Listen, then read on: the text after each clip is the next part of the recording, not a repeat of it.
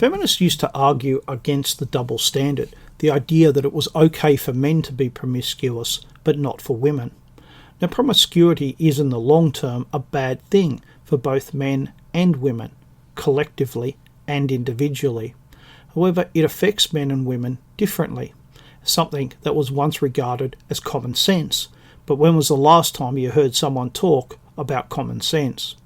Here I want to write about how promiscuity affects men and women and why the double standard was a benefit to society as long as it wasn't taken too far.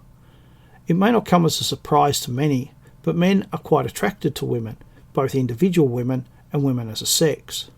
This attraction can cause a man to be more interested in lust than love. But having said that, I should also point out that men are individuals, and this is not true for all men, but is common enough. When men are serious, they are attracted to a woman. When they are not, they are attracted to all women. Or should that be any woman? And when a man decides to be promiscuous, he wants to be as promiscuous as possible. But there comes a time when lust alone loses its glamour, when a man seeks more than the physical and the impermanent. Bizarrely, promiscuity can make him more attractive to women and set him up to want more than promiscuity can provide. Sadly, some men never leave, and others return to it.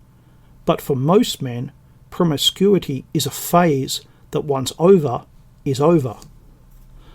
For women, promiscuity is different. Emotions play a much bigger part in sex than it does for men. Most men can engage in sex without any emotional attachment. That is rarely true for women. The reason is a hormone called oxytocin, which bonds a woman to the man she has just had sex with.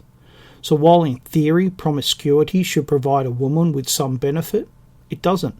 Instead, what it does is causes confusion because she feels emotion for men who she shouldn't. Over time, this causes a great deal of hurt and heartbreak. Women come to feel that men are cold and heartless, and not without reason. However, this does neither men or women any good in the long term. As a woman gets older and decides she would like a more permanent relationship, the most natural desire in the world, how does she put aside her hard-learned emotions that men are cold and heartless? Sadly, it can be very hard to do, and instead you find women who do not bond with their husband, and this never ends well. I do not know why nature has decreed that men should get a benefit from promiscuity and women should not, but it seems clear to me that that is the case. There are, of course, other risks associated with promiscuity, such as pregnancy, disease, reputation, to name only some. But the above is a taste of what happens when everything works right.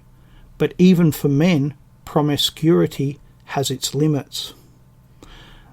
I have listed below in the description box 2 articles and a video that are all very interesting and talk about how promiscuity affects men and women.